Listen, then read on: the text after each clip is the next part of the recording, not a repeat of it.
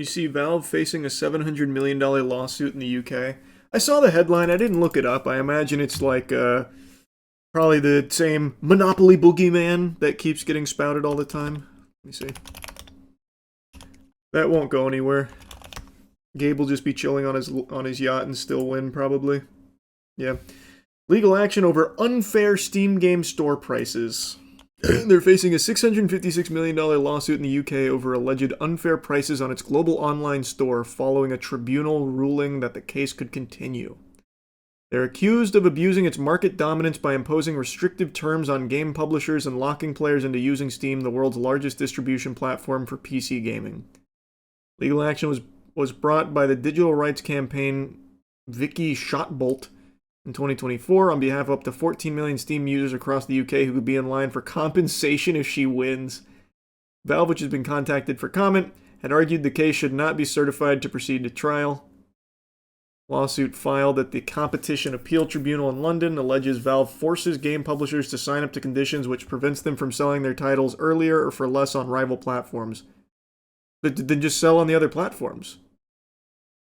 Then just don't sell on Valve if you don't want to sign the conditions to sell on Valve. Like, that's Epic literally does that. Why is this not an Epic lawsuit? I don't even know what unfair prices means. They literally have brand new games on sale for 90% off. Yeah, I don't really get it either. This feels like quite the stretch. It claims that Valve requires users to buy all additional content through Steam if they bought the initial game through the platform, and essentially locking in users to continue making purchases there. Ms. Shotbolt argues that this has enabled Steam to charge an excessive commission of up to 30%, making UK consumers pay too much for purchasing PC games and add-on content. Okay, so it's known as collective action claim, which means that one person goes to court on behalf of a much larger group of people. In this instance, it's been brought up on behalf of up to 14 million in the UK who bought games or additional content through Steam or other platforms since 2018. I'm so confused on what the argument even is. No one is forced to sell through Steam. You can just sell elsewhere. They're just the biggest platform. Just if you don't want to be locked into Steam, just don't sell on Steam. You set your price too, by the way. What do you mean if I have a game on Steam, I can't get DLC on PlayStation Store? I know, the injustice. I'm as shocked as you are. This person and her company constantly tries to sue Valve. She's been doing this for a decade plus now. Really? I've never heard of her before. Wow. Very cool.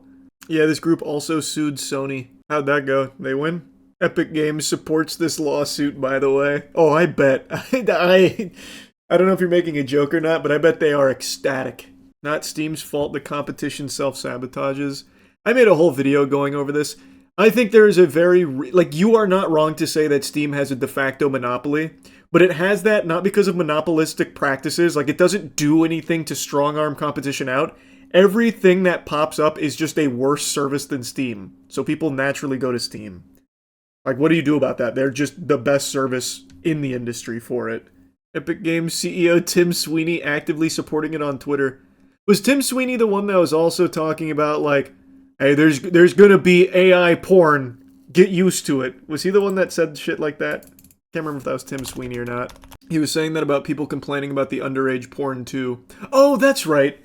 It was during the Grok being used to undress women and children on Twitter. That's right. That's what it was. Oh, hey. Thanks for coming. Wow, you look good. I can tell you showered with Cheeky, didn't you? Used Cheeky.com and got the best soap on the planet? You made a really wise choice. Come on in! Will you hear about the man who breaks into Little Caesars after hours to make and sell pizzas? Oh, this is brand new. Man breaks into Little Caesars twice and sells pizzas after hours. North Carolina man facing multiple felony charges after police say he broke into a Little Caesars location not once but twice and started making and selling pizzas as if the store were open. Wow, what a plan. 41-year-old Jonathan, a former employee of the store, was the man behind it. He sold the pizzas to the customers who were unaware anything was wrong and kept the money for himself. Wow. So he got away with it the first time, but then returned for a second attempt, but employees were still inside and attempted to stop him from entering, which led to a physical altercation in which Jonathan was injured. They beat his ass. He was transported to the hospital for treatment and then arrested after being released. How much did he get? They didn't say. They said they're not sure how many pizzas he sold. Felony for a hot and ready. Multiple, actually. They kind of fucking slapped him.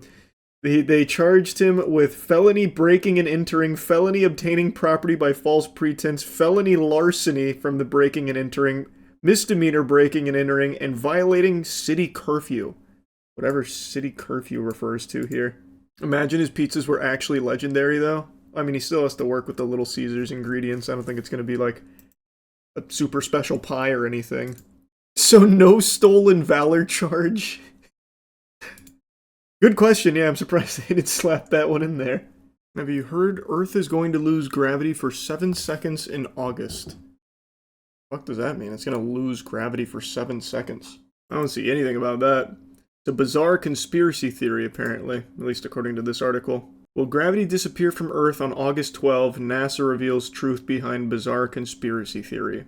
Proponents believe that there was a leaked secret document in November 2024 called Project Anchor to prepare the Earth for an event so catastrophic that a reported 40 million people on Earth would die from the impact.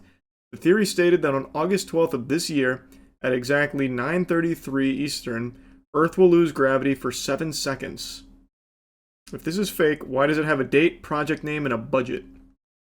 Checkmate. Turns out this is just another case of social media mischief, as internet sleuths found no trace of the leaked document or Project Anchor. Meanwhile, NASA experts have pointed out that the theory itself demonstrates a fundamental misunderstanding of how gravity works. No. The origin of the theory is murky, though one of the earliest known viral references had come from an Instagram account called Mr. Danya of including details of allegedly 89 million NASA earmarked for Project Anchor. According to the post, infrastructure destruction, economic collapse lasting over 10 years, mass panic. Estimated 40 million people of Earth would die from falls. Oh. The theory posits that the phenomenon would be caused by the intersection of gravitational waves. Damn, that's scientific. They use the word intersection. Whoa. You see that South Korea updated their laws for piracy where now even sharing links could carry criminal charges. Jesus. No, I didn't see that. Sounds very serious. They really don't like piracy over there in Korea. God damn. But, some good news, I guess. They're passing strict laws banning scalping. So, kind of a W, but big L on that piracy one. Let me see this article. Here, let me pull it up. No more $10,000 BTS tickets. Korea passes laws banning scalping. Piracy. Series of legal revisions aimed at banning ticket scalping and the illegal distribution of Korean content passed the National Assembly. A resale for boy band BTS concert tickets were priced as high as $11K. Revisions to the Copyright Act. They were approved during a plenary session on Thursday. Previously, those who used automated software to purchase tickets were subject to penalties, but these cases were difficult to detect. Under the revised Public Performance Act, all methods of scalping will be banned. Violators fined up to 50 times the original ticket price, and any unfair profits earned through resale will be confiscated. Wow. The ministry added that it plans to form an agency charged with reporting such illegal activity. Holy shit. Hey man, fuck scalpers. Yeah, and then here, this seems more like it's aimed about general piracy. What do you think about pirating, even for people with no money? To be honest, prices have only been going up. I'm always surprised people ask me my thoughts on piracy. I've made like 4 videos talking about how important piracy is at this point. Like, there are so many things that I think are beyond justified to pirate. In a lot of cases, you get a better product than the official one. And you at least own the things you pirate. It can't just be taken from you. So in this subscription society where you don't actually own anything, piracy is a way of actually owning something. Only way to actually own a game, get it physically or from GOG. True. Yeah. Actually true. Piracy is a service problem. Yeah, Gabe Newell said it best. He truly did. I quote that shit all the time. Do you collect movies? Do you collect movie physical media like Blu-rays, DVDs? I've started. I've been going kind of all in on physical. Look up the Roblox real-time dreaming announcement on Twitter. They blatantly stole Expedition 33 on it. Roblox real-time dreaming. It's an AI-powered real-time Roblox idea that's competing with Google Genie. I'm feeling really good! I'm feeling so good! Last year, so I have a question for you. How many of you have heard about jailbreak? Jailbreak? What the fuck?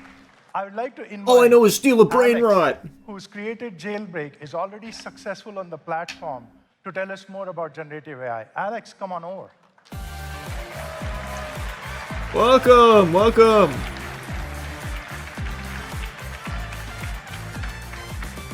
Dude's probably made so much money from Jailbreak.